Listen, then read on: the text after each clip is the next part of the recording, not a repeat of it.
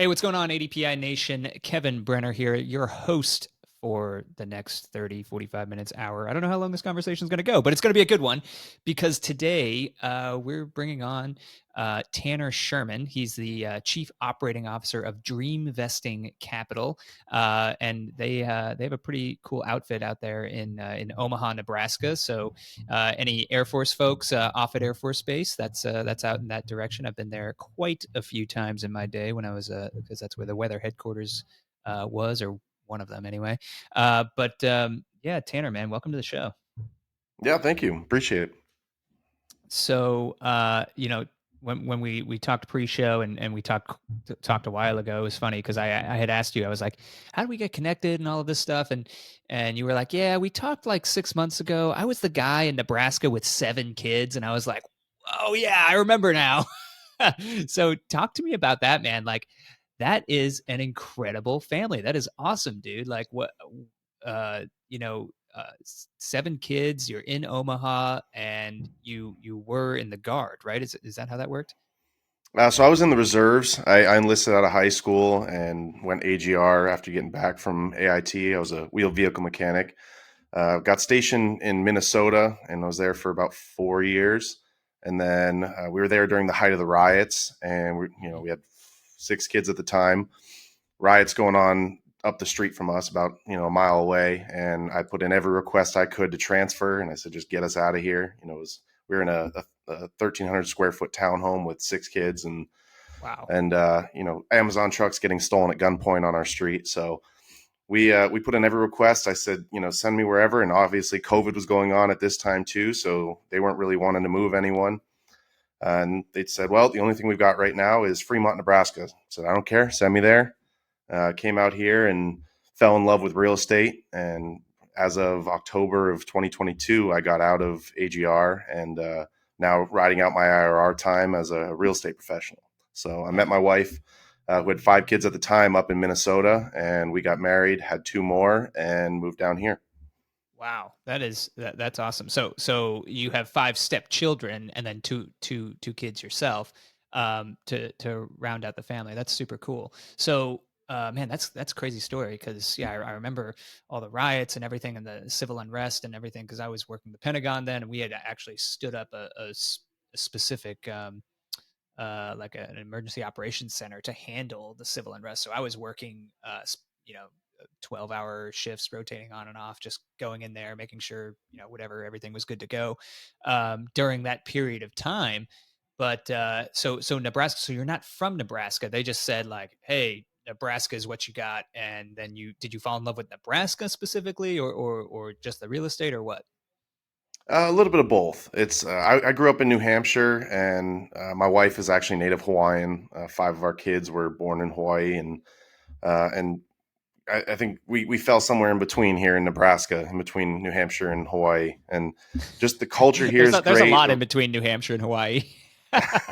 Of course, but it's kind of in the middle of nowhere, and we fell in love with the people here. Everyone here is so welcoming, and of course, traveling a lot, for the military, I've experienced a lot of different parts of the country, and it's just we get the best of everything here. And then I got really involved with real estate, and the community is very tight knit, and everyone knows everyone. It's a great place to live, and I don't see us, moving anywhere else. We'll probably own houses all around the country, but this is where we call home now.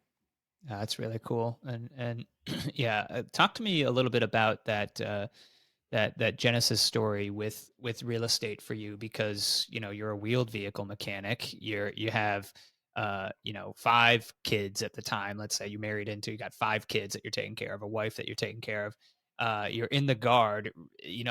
By the sounds of it, you have like, you know, no no business getting into real estate. Like, how the heck do you even have time to do that? So for folks out there listening to this to be like, God, how the heck did he do this with, being enlisted with 5 kids and moving around the country? What was it that real estate that really attracted you? Yeah, it's a great question. And to be fair, my wife and kids definitely take care of me more than I take care of them. And so we during my AGR time, when I was in the reserves, we we had a lot of free time compared to the active duty component, active component. a lot less supervision. I was able to not necessarily outsource, but I was able to automate a lot of my responsibilities, which freed up my time to pursue real estate. And I think what really got us into it, because my wife and I are both licensed real estate agents here in Nebraska. It's not our main focus. Our main focus is investing. But it started in right at the beginning of COVID. We lost 7 close family members within a month. Oh And it God. wasn't sickness, all sickness related. There was 2 of our closest grandparents had health conditions on both sides of the family. She had a cousin that was a police officer that was shot. One of her aunts fell and hit her head, and it was so tragedy after tragedy. Mhm. And we realized that we needed to do a will. We have nothing written out for our kids, and so we started talking about it. And we're like, well, what are we going to leave them with other than debt? We have nothing to leave them. So we started. I started getting back into stocks, and I remember we had about $200 in our bank account, and I was looking at all this YouTube video. I couldn't even tell you who it was, but it was some bald guy that helps with stock investing, and he said, if you want to get back into investing, you need to read these 10 books, and the 10 books cost probably $199, Yeah. and $200 I bucks. was Yeah. out exactly, and so I. I was very resistant against it, and I said, no, I don't need this right now. I'll just, I'll go pick up another shift at UPS at overnights and whatever else we were doing. We were bartending, we were, driving DoorDash, you name it, just always hustling, doing multiple jobs. And my wife went and she's like, no, we're buying these books, and we bought the books. Of course, Rich Dad Poor Dad was one of them, but it wasn't the first one. The first one was Automatic Millionaire, and I don't even remember what it was about that book, but it was just basically about setting yourself up and basically treating your future self right, Mhm. and the whole make your bed concept. You come home to a made bed. Was the whole thing about shaving off the top, and it kind of encompassed all of these influential books into this one, and that's what really got me into it. And throughout the process, I started learning more about real estate. Decided to pursue my real estate license during I want to say my last 12 months in the Army. Mhm. I had a lot of extra time, and COVID's going on. I had a ton of leave saved up. I think I had maybe 120 days. Yeah, So I because they used, were extending like how much leave you could bank. I don't even know if they still are, but I had a whole mess of leave. oh yeah, yeah. And so I burned a bunch of it all at once. And obviously having another kid, I got that paternal leave because they started Sure. kicking that up. So I had 30 days paternal leave, 60 days of use or lose that I just burned 90 days straight. Spent the whole time networking with real estate professionals, politicians, local developers, everyone I could surround myself with. And then I remember going back to the Army side and watching 4 E5s argue about how to offload MREs from a pallet. And I was like, this is ridiculous. I think that was my breaking point where I was like, all right, I'm moving on to bigger things. Yeah, like getting into a legitimate fight over how to best take this stuff off of this thing. But to be fair, I mean that's what you were doing as a heavy wheel mechanic. Like that was your life. And it's crazy to me because obviously I interview a ton of people on this podcast, and everyone has a really interesting genesis story, but usually they also kind of follow the same pathway. It's like they have some sort of enlightening moment or some sort of forcing factor, and in this case it was it was driven by your family. Like there was tragedy in your family, plus COVID was going on, plus your family from your perspective, quintupled, with children, and then you had kids of your own. So like you married into a large family, tragedy happens, and you start to get to thinking about like, hey, like you said, thinking about your future self and what you can pass on to your children and all of this. And so that's your forcing factor. And then from there it's okay, well, I think it's time to get educated. And you took those steps. But I think the thing that you did differently, Tanner, is you went and said, not only am I going to educate myself, but I am going to completely commit to the process through and leverage my all my vacation time and everything that I have, and not just sit there and do nothing, but sit there and like take action every single day. And that last step is the thing that I think a lot of people are missing when they're saying like, oh, I want to be a real estate investor. I want to do this. I want to do that. I've even read the books and I've done the class and I've done this, but going to that next level of commitment, what was that like for you, um, making that decision? Because you could have just as easily, I mean, you had, was it on this paternity leave you're talking, was this your second child, or was this your first? So this is my second biological, Your second, yeah, or actually, no, sorry. At the time, I think he was the first. So, and of course, my kids, they don't know the difference between stepchild and a sure, blood sure, sure, sibling. sure, They're yeah. all the same. So it was our six together. And when he came, I think it was right at the beginning of COVID. So he was born in April during COVID, and so I got to be home, to help Sure. raise him their whole time, which was obviously a blessing. Because being in the military, how often do we get to see childbirth up to 2 years old? And Mhm. So yeah, so you're your sixth child, right? And what was that like, making that conscious decision while you're home, taking care of a brand new baby plus five other children, um, to go and say, "No, I am going to commit to this process."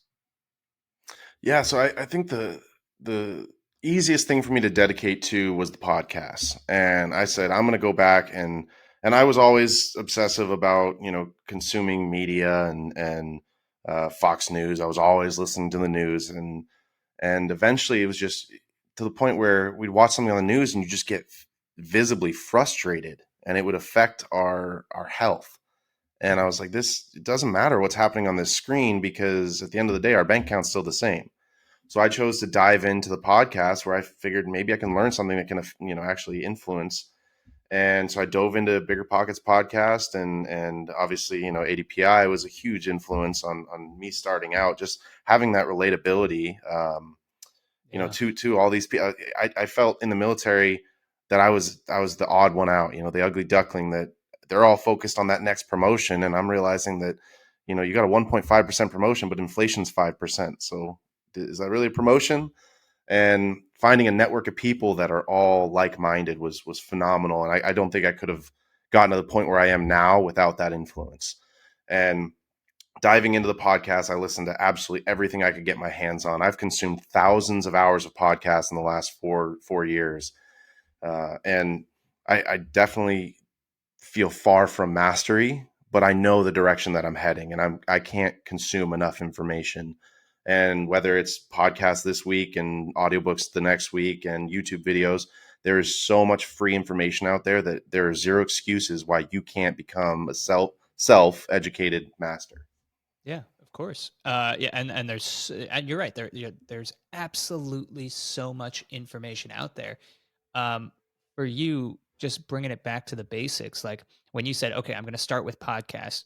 What was it like? Like, did you go and say, like, "Okay, every day from on my lunch break, or every day, I'm just going to listen to this podcast," or was it like a straight up binge? Like, I'm going to listen to every episode and just consume, consume, consume.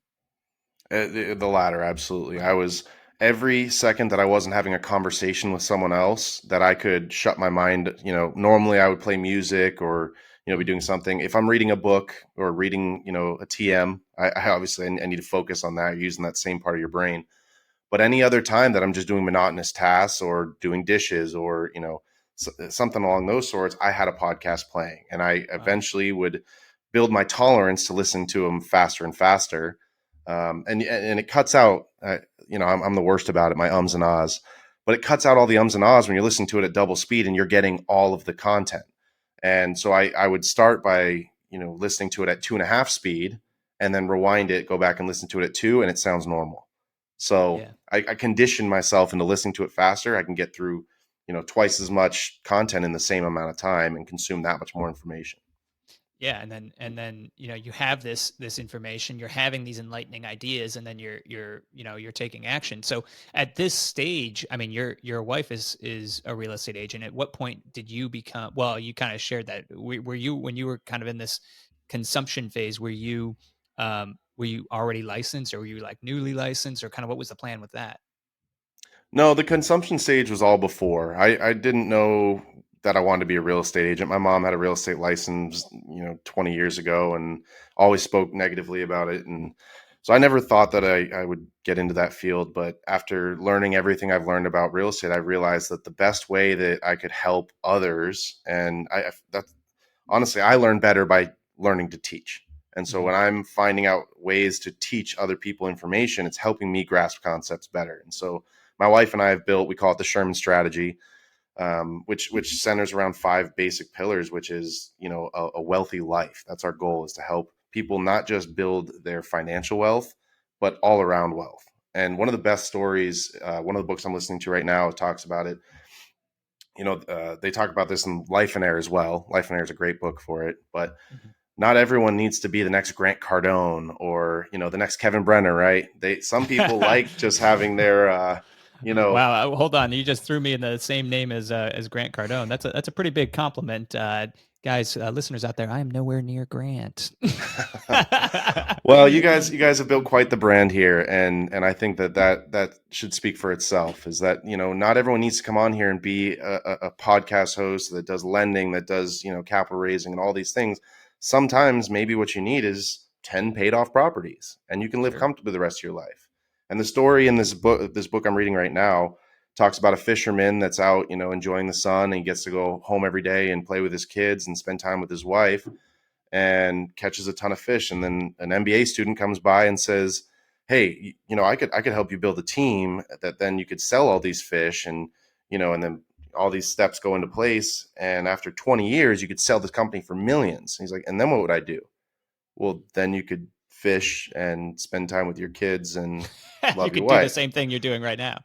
Exactly. And so not everyone wants that big, you know, luxurious life. Some just, you know, enjoy having that first level one, you know, that level one financial freedom. And so what I do with coaching my clients and my friends is finding out what their end goal is and start with the end in mind and work backwards. If all you want is to have $30,000 a year in passive income, well, then we can work backwards for how many paid off properties you need, and we get to that point as quick as possible, pay them off as quick as possible, and then you can just live off that the rest of your life. That's a strategy. It's not the way. And from all the podcasts that I've listened to, there is no right way to invest. That's probably the best advice that I could give, is there is no right way. You got to pick something and be the absolute best you can at it. Yeah. Yeah, dude, I love this, and it got me thinking about. So recently, my wife and I did a trip to Philadelphia, um, for to like Old City, Philadelphia. I don't know if you've ever been there. It's really cool, and then there's obviously a ton of history there.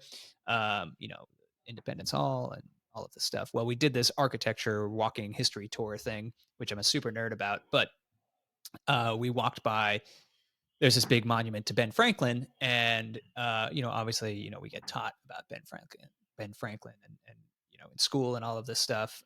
But when you learn the real history of it too, the and then history that they don't touch on in seventh and eighth grade, he was kind of a terrible father, and he left for Europe, and his wife would write him, and he like wouldn't even return like letters or anything like that and all of this. But the first thing he did when he got back, before even seeing his kid, was he went and bought rental properties. The first thing, he closed on rental properties in Philadelphia, and they showed them. He walked by these, and they're still standing today. Obviously they've been renovated and things like that, but the property is still there. And that's what he did, and that's so like the point in all of this, my nonsense rambling, is that it's people have been doing this for hundreds and hundreds of years, and it's just it's not as out of reach as you think it is. But Tanner, for you to come on and share how you were able to commit yourself to just consume the content, but then take the action. And I love how you said, I learn best through teaching others, because I'm the exact same way. Like every time I have one of these podcast episodes, I'm actively learning too, just from the guests and from their stories, and it's just super inspiring. But yeah, man, I mean, with so tell me about your first experience with real estate, because at this point in the story, you're consuming the content, you got you became an agent, and you're starting. Are you selling properties at this point, or did you become an agent just to find investments and save money on the closing? Yeah, it's a good question. So we originally started by the investment side. Like I said, I never knew that I wanted to be a real estate agent. And so we were looking for multifamily that we could, the 1 to 4 units that we could use our VA loan and go move into, hopefully increase the rents and be able to move out and live off, offset some income that way. And obviously, with such a big family, it wasn't really very feasible to find any multifamily that would fit us or that we'd want to live that closely to other people. So we decided to pivot, and that's one of the things that I have. I'm obsessive with writing on my mirrors and my windows. I have written on my mirror at home, pivot, persevere, or perish, and that has been phenomenal for helping us get out of all these tough times, especially in a shifting market. Is that we constantly are pivoting so that we can persevere, so we don't perish.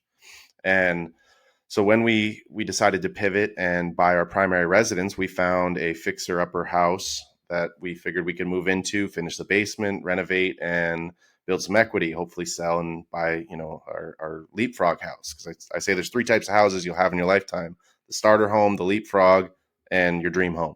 And Mm. you can have unlimited amount of leapfrog houses, but you got to get there somehow. So we bought our house sight unseen, VA loan. It was a horrible process buying it. My wife was 9 months pregnant, and Oh we wow. were we were PCSing at the time, so we had our permissive TDY and staying at a motel here locally. And the night before, the lender said, well, you'll either have to take 7,500 to closing or 200.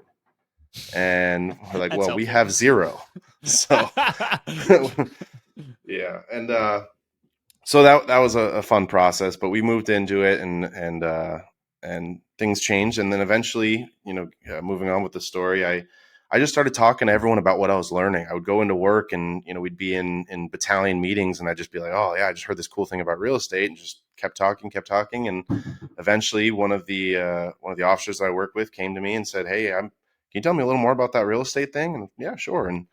And eventually we wound up partnering on a duplex together. And so, Ah. he brought all the capital, and I said that, my wife and I would do the legwork. And this is a long story, but to keep it nice and sweet and short, we bought this duplex thinking it was turnkey, pulled up the carpets, found mold, Oh no. had to completely renovate the unit. And in order to offset some of the costs, we decided to Airbnb the other unit. And during the renovation of the moldy unit, which cost us, I think, about 15,000 additional, we had a tree root go through the sewer and back up the sewage back up into the unit. So we had to renovate the unit again. And I think I'm the Oh first my person in god. history to flip the same property twice in the same year. Wow. So like you literally completed this renovation and you was like turnkey ready to go and then the sewer backs up and ruins it. We had all but the carpet. Luckily, we did not put Wow. carpet down yet, but we had vinyl plank flooring with everything. But insurance covered a lot of that. Lesson learned there is get a sewer scope whenever possible, Mhm. because you that's the one thing that you can't see with a typical home inspection. Yeah, Um, definitely. so They're so not doing that. and so we did that. We pivoted. We learned about the short term rental side, and it was very hands on. We couldn't keep a cleaner on staff because you get long stays, and then they need to go find other work. So we would have to go over, and by we I mean my wife and our daughters would go over there and clean at 2 in the morning to prep for the next person coming in. Oh my gosh. And we agreed to in the partnership that we would give all of the income until he recovered his capital plus a pref, which means that we were over there cleaning for free. And I keep saying we, but again, I'm very stubborn about it. And I said that this is the last time that I'm going to do this. We're outsourcing. We're outsourcing. And so my point in saying all this is that we found that in this small multifamily sector, it was very hands-on, and there wasn't enough zeros there to outsource everything. So we decided to move into the larger multifamily, which we run as a business, and we have teams for all of these things now. And I partnered with a couple that's local to Omaha that already had these businesses built. They have property management, the construction, roofing, real estate fund, and the brokerage. And so I've came in just with all of the education that I had taught myself over the last few years, and was able to fill the role of operations, and have now taken on a chief operating officer position. That's super cool. And that just goes to show you the education that you're doing. I mean, it helped you walk into a job doing something that you actually love doing and you're not watching a couple E5s argue about how they're going to take MREs off a pallet. So like Absolutely. that's a good day. And I love the pivot, persevere, or perish, because it sounds like that's exactly what you did in these scenarios. Because there's I've heard this story 1,000 times, maybe not the the flipping two houses, first guy to flip the same house twice, but like the get into real estate, something terrible happens, and then instead of persevering or pivoting, they just say, oh, real estate's the worst, and they never do it again. And they just tell everyone around them that real estate's terrible and that the sewer backed up and all of this stuff, and I had to get out of this deal and I lost a bunch of money and it's the worst thing ever. That happens more often than not. But because you had that mindset, Tanner, to do the pivot, perseverance, or perish, you were able to go and pivot into something that it seems like you is a better fit for you, and you're probably learning more about, and it's learning about you're like you're growing in a direction that you want to be growing. And I talk to people all the time, and I believe it's a Stephen Covey quote, who you touched on earlier when you said think with the end in mind. He said, if your ladder is leaning up against the wrong wall, every step you take gets you where you want to be, or gets you like to the direction that you don't want to be in. And I'm paraphrasing, but like gets you faster in the place you don't want to be because your ladder's leaning up against the wrong wall. So your ladder at the time was leaned up in this Airbnb small multifamily thing, and you kept climbing, and eventually you're like, this is stupid. Like, let's just move into something that I like doing. So goes to that pivoting point. So tell me, because you kind of walked into this role, how is it that you found this opportunity? Because it sounds like you were networking your butt off, and I think that's a hard challenge for a lot of our listeners to understand, like what actually is networking and how it can lead to opportunity, because it doesn't happen overnight. But can you kind of walk through your relationship with your partners here and these people, and how it developed into you walking into the COO position? Yeah. So when throughout the bigger pockets podcasts and all the, they talk very highly of the meetup events, and so we had no idea where to look for a meetup. And we started looking around bigger pockets and saw some local figures that were big in it, and said, that there was a meetup locally. And so we started going to the Omaha RIA, and through there we just started seeing familiar faces. And I remember for the first probably 5 or 6 meetings, we'd walk in there with our tails tucked and sit in the back of the room and hope that no one wanted to talk to us, and felt like, very uncomfortable about it, until people just come up and, introduce themselves. And now they're just regular faces, and we started seeing the same people that would invite us to other opportunities. And I wouldn't, I wouldn't say that all RIAs are the same. There's definitely a lot of them around the country that are for profit of the person putting them on. But this one was not, and it was put on by Ted Kosh, who is now the broker for DVG Realty. And so I met him through the RIA and just kept trying to talk to him and talk to him. And he said, "Yeah, I hear you guys are, getting your real estate license. You want to come sit down and talk about it?" And he just was very non-confrontational and said, "I just want to tell you what we're about, and if that's what you want, is we work with investors." So we started talking to him, and he's partnered with Jerry and Mike Schlickburn, and they're the owners of all the companies. And Jerry and I have very similar mentalities. So when I came in, she was just stepping out of her role to homeschool her kids, and it was just good timing for me to come in and fill those responsibilities. And eventually, Mike and I have developed more of a partnership along with my wife, who's in charge of the marketing and investor relations. She's the CMO for the companies.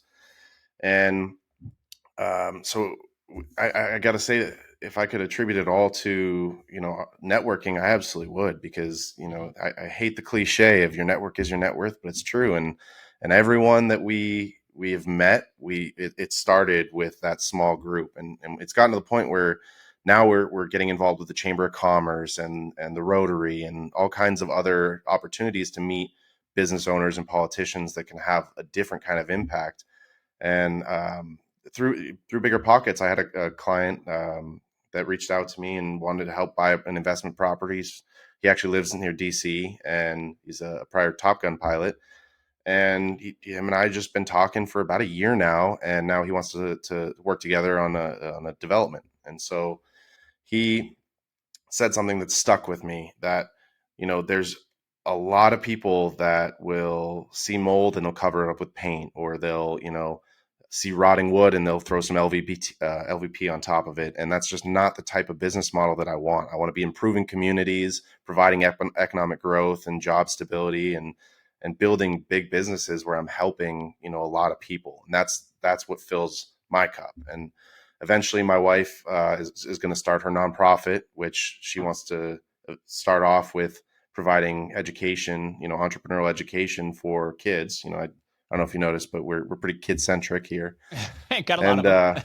absolutely. And just through cold calling people, I've started trying to branch off into the commercial side. I help people buy a lot of investment properties and fell in love with commercial. And so I started cold calling, and I don't like the scripts. So I'd cold call and say, "Hey, I'm a local investor, and just want to see if there's any way that we can work together. What are you looking for? What can I help you with?" And not at all going, "Hey, can I sell your property?" Because most of them, they take that as aggressive.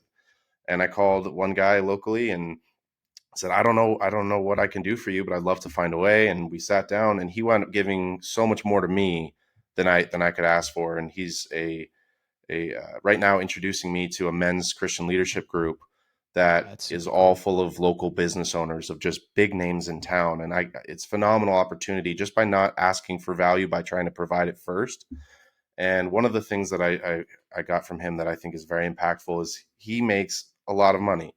And he said, I give away 10% of everything that I make. Someday I want to give away 90% and have the 10% be more money than I'm making right now. Mm, I love that. Yeah, and it's kind of goes in line with I just finished reading Die with Zero, and fantastic book. That if you haven't read it, definitely put it on your list, because it's all about how to make the biggest impact while you're still living. And in America, we're not really taught to do that. It's like, hey, let's save up and let's just, when we die, we're going to pass on all this stuff to our kids. But what struck me most about that book was the average. Think about this, Tanner. The average inheritance, like when you would receive inheritance, you're as someone who receives it, the average age is like 63 years old. So like, yeah, if you're 63 years old and you need this big chunk of inheritance, like the chances are that you probably have life figured out by then. But I bet if you had like a 30-year-old kid or a 25-year-old kid who was trying to buy their first house, like you giving them money when they're 25 and 30 is way more impactful at that point in their life, when they're getting their first house, or they have their first kid, or they do something, than when you die and they're 63 years old. Like, what are they going to Hmm. do with more money? It's just like, great. Absolutely. And So, there's and the one same quote thing. that I Yeah. oh sorry, cut you off, but one thing that I don't want to forget about, Steve Harvey has a quote where he said 90% of everything that I make is going to be spent on your mom, and I'll leave you just enough to get ahead, but you're not getting a handout. And There you that's one go. thing that I joke with my kids about, all the time about, is that I'll give you just enough to start your own businesses and to make it on your own, but you're not getting a trust fund. You're not getting any, living expenses for the rest of your life. And that one thing is that people like to say is, "Oh, live within your means." And, you can get financial, the FIRE movement, they're all about living off the ramen diet. And, if you have $1,000 passive and you're only spending 500 a month, well, great. But we have big dreams and we want to, provide a great lifestyle for our kids. And I never thought that way. And my wife has the best mindset about expanding your means. And she says it constantly, is, why live within your means? Just make your means bigger. And another Steve Harvey quote is, he's talking about the flea, the vertical leap of a flea.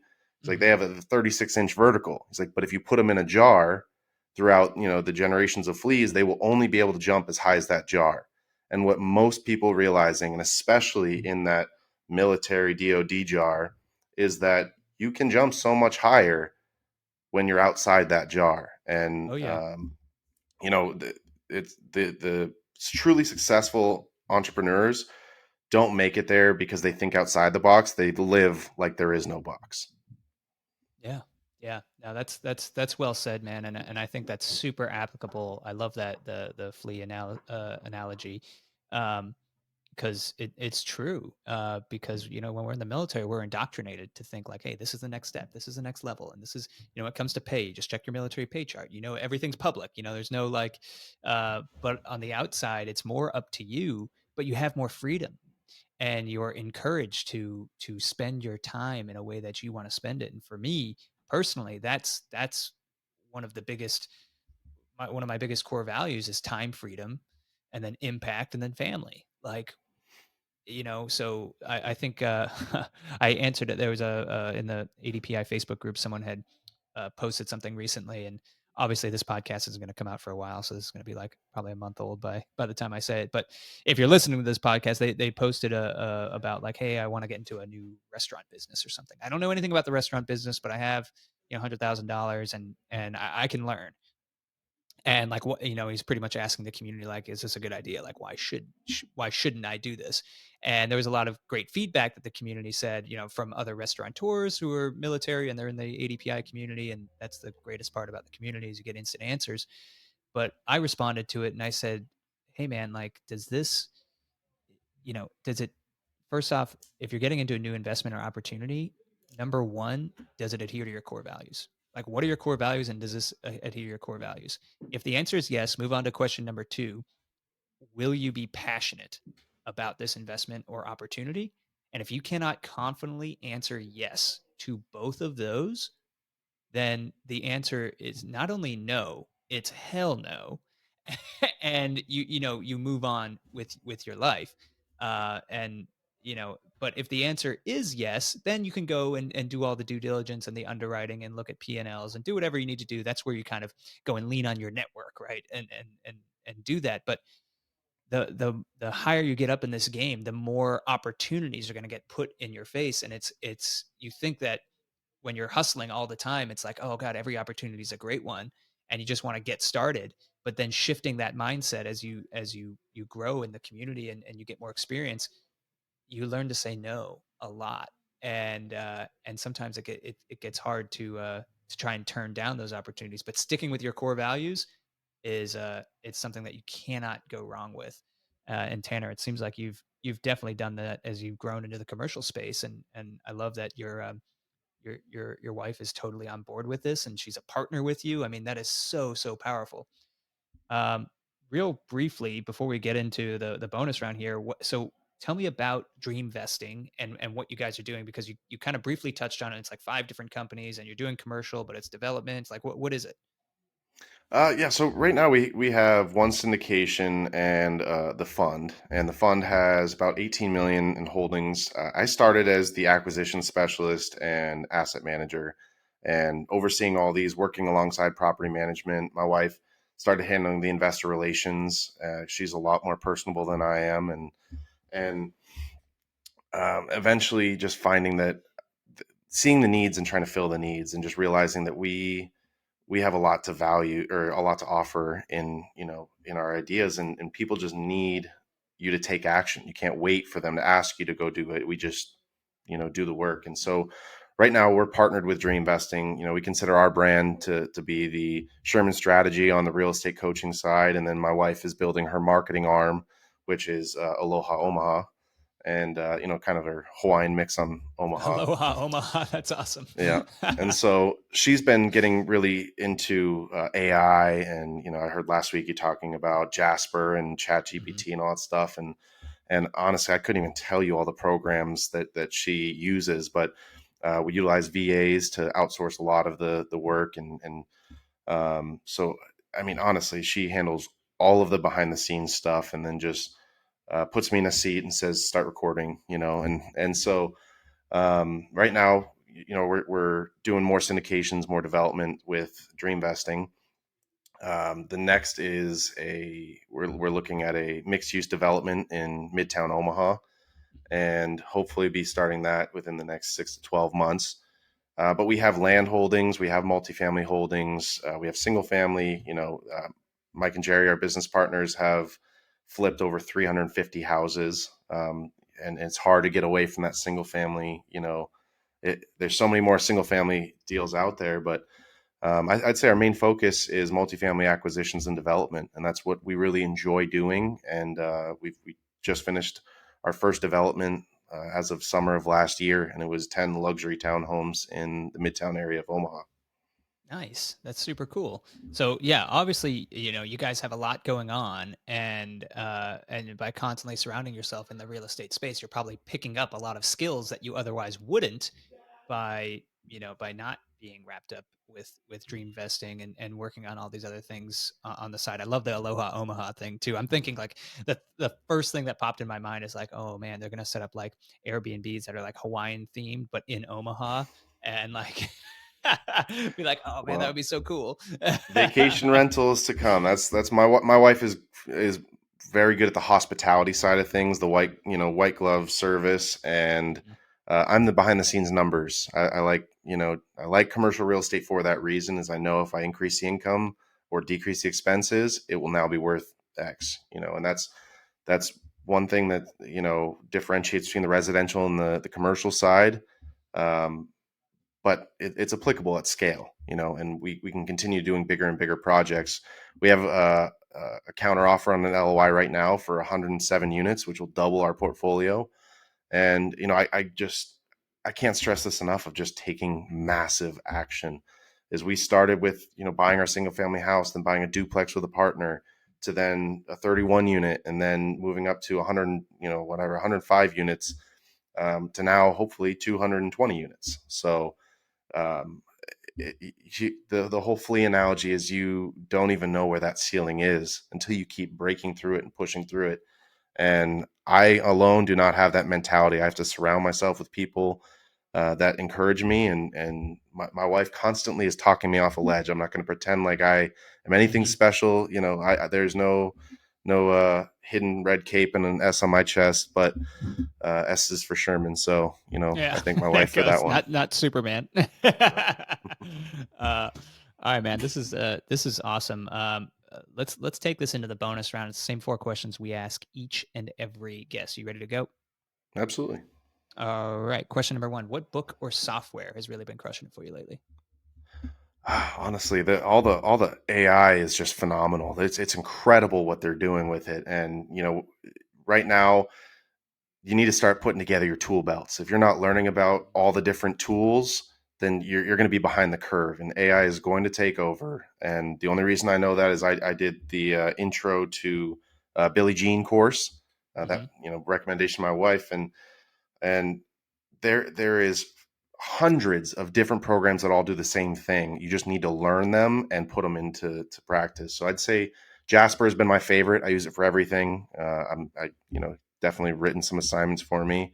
But the books There you that go. I really focus on right now are on manifestation, and especially when you can find manifestation in a faith sense. There's just something magical to it that if you believe without a shadow of a doubt that something's going to happen, it's going to happen. And the doubt is you're telling the world that I don't really want this. Mhm. Yeah.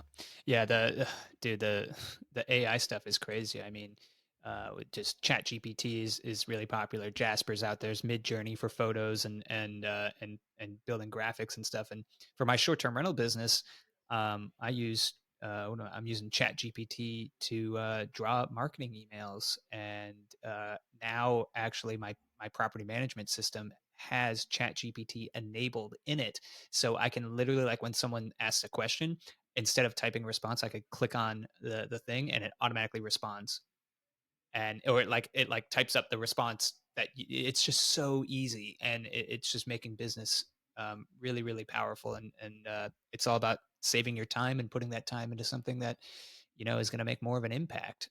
So it's out there for sure. Well, and it's Uh, important to mention before we pass by that AI is a tool and it can't work mhm. without humans right now. It's not going to go take over the world. It's just a way to leverage It's time not and Skynet. leverage, It's not Skynet. Yeah. exactly. And we've been using AI for years. When you Google or talk to Siri, it's that's AI. Yeah. Question number two: who's your biggest hero and why?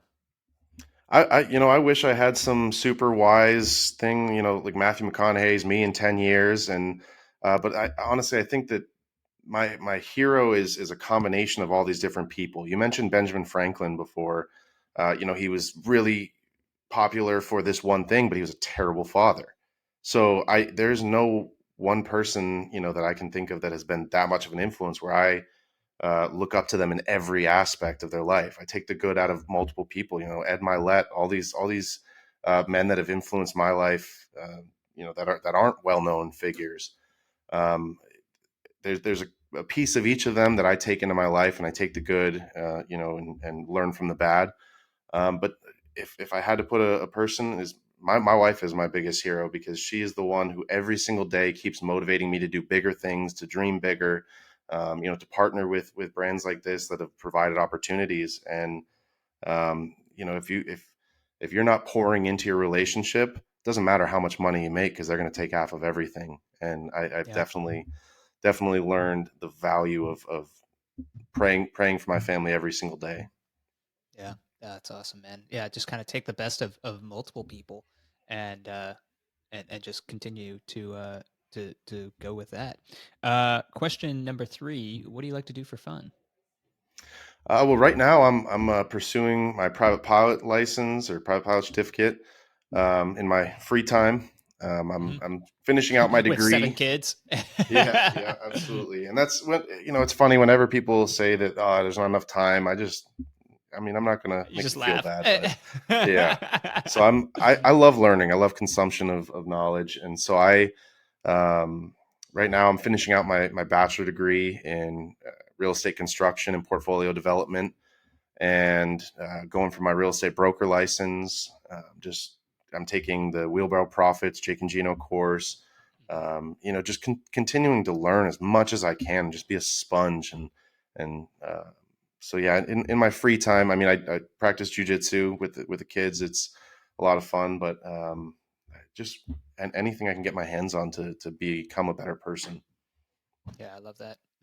It's like a thirst for knowledge, right? It's like that constant like pursuit of knowledge, and you combine that with gratitude, and you get and some vulnerability, and you get closer to joy, and that's really what everything in life is about. It's a pursuit of happiness. And man, there's something that I learned that, that it's obviously that old adage that money can't buy happiness. And it is so true. It is so true. Like, you can have all the money in the world and be the biggest curmudgeon out there. Um, if you don't have, if you don't have a way to positively impact the people that you care about. And that's what, to me, that's what life's about. Uh, the final question for you, question number 4. Um, Tanner, you shared so many nuggets, man, with the audience. I'm going to ask you to either summarize what you've done already or share an additional 3 nuggets of wisdom for folks who are listening to this podcast right now, and who want to follow in your footsteps and do what you do, and learn to network, and learn to take massive action and consume content. Like, what are some nuggets of wisdom that you can share? Yeah, of course, being a sponge, that's the biggest advice. But I know one of the biggest hurdles that you have to get over, being in the military, is that leap into the real estate field. Is how do I know when I'm ready? And my 100% honest answer is you don't. You will never be ready. And your analogy earlier, you're talking about going up the ladder, and when you're going up the wrong side. Um, Honestly, when you get to the top of that ladder, until you kick that ladder down behind you, you will never excel, because you're always going to use it as a crutch. And every single time that any slight inconvenience comes, then you're going to go right back down that ladder to comfortability of, I'm going to go after that promotion, and in 20 years I'll have a retirement, which maybe that's the best thing for you. I'm not going to tell you it is or it isn't, but I've found that massive success comes when you push the ladder down. And taking that leap out of the military, becoming a real estate professional, it forced us to be successful. And of course, there's ups and downs in entrepreneurship all the time. We see our net worth going up every single month, every single year, but the bank account still looks the same, because we're constantly reinvesting and pouring into the businesses. And so that's one thing, is until you're ready to take those risks, you're going to have one foot in, one foot out. You're going to get one foot in, one foot out, results. Yeah, and it's kind of like, kick the ladder down, or remove the lid on the jar, if we're using the flea analogy that you put out there. But it's you have to give yourself that room to jump. And we have one life, people. You got one life, and I don't want to sit here and encourage you. Oh, you got to leave the military. You got to do this. You got to do. But just make sure that whatever it is you're doing, that you're happy doing it, and it's bringing you closer to joy, and that you're making a positive impact, then it follows your core values. And if you're doing that, then that is awesome. That is great. Keep doing it. Um, but if you're not quite there yet, then maybe you have some self reflection to do to see like, hey, is this really what I want to do? Because that one resource that we're never ever ever going to get back is time. We're never going to get it back, and you know no one wants to be 80 years old and regret and wonder what if I took that risk, what if I was a little bit more courageous back when I was in my 20s, 30s, and 40s. What if I closed that investment property, or whatever. So don't leave yourself wondering what if. Just reevaluate your life. And I say that half-hearted jokingly, like it's really easy to do. Yeah, just sit here and reevaluate your life. But but just you know look at your core values, and do what you think is best, and do what you want to do, and do what makes you uncomfortable, and try it out. And you'll never know until you try. So Tanner, this was super awesome, man. I feel like a sponge just listening to you, and taking up everything that you've been teaching our audience today. Um, for folks who want to get in touch with you and have a follow-on conversation, how can they do that? So I'm pretty active on LinkedIn. I don't do a whole lot of social media. I do the TikTok thing sometimes, but shermanstrategy.com. I have a contact me form. I love to just hear people's stories and help them work out these complex scenarios. Everything in real estate is very unique, and it's going to take multiple perspectives to come to your own conclusion and decide what's best for your portfolio. And I love being able to provide that value as both a real estate agent and as a syndicator. So, in our business, we like to help people buy their first investment property and build up their net worth to that accreditation. So that way, when they're ready, they can start investing in our deals, and they already know, like, and trust us. And so if that's something that people are struggling with, is not knowing where they should go, just please feel free to reach out. And I have these introductory calls all the time where I'm just giving you my advice. And sometimes my advice is, well, maybe not what you were expecting. Yeah. Yeah, but you'll never know unless you take the call. So reach out to Tanner, reach out to all of our guests. If this episode has resonated with you, what I want you to do right now is screenshot it and go and text it to some of your friends, or show them at your lunch break, or at PT, or whatever. Like, check out this podcast I just listened to. I think you're really going to like it, because that helps us grow the show and make more of an impact to the military community. And that's ultimately what the whole purpose of this past 52 minutes has been about. So Tanner, thank you so much, man, for coming on the show. I had an absolute blast, and I'm sure we're going to have you back on in the future. Looking forward to it. Thank you, Kevin.